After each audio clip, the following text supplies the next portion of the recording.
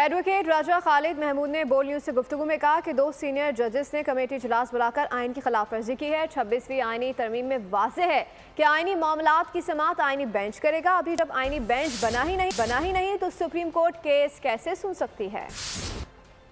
ایک committee constituted ہو گئی، 3 senior ججز ہوتے ہیں including the chief justice of Pakistan, جس نے یہ بینچز تشکیل دینے ہیں، تو اس میں چیف صاحب تو موجود ہی نہیں تھے۔ ان 2 نے اجلاس بلایا، چیف صاحب واز ایٹ لاہور، تو پھر انہوں نے 26ویں آئینی ترمیم بھی فکس کر دی، کورٹ بھی کانسٹیٹیوٹ کر دی۔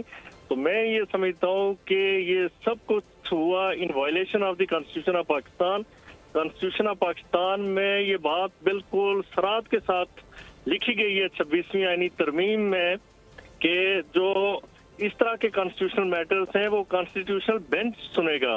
کانسٹیٹیوشنل بینچ کی فارمیشن نہیں ہوئی، وہ کانسٹیٹیوٹ نہیں ہوا، تو کیسے سپریم کورٹ سن سکتی ہے؟ سبسکرائب کریں اور بیل دبائیں تاکہ کوئی خبر رہ نہ جائے۔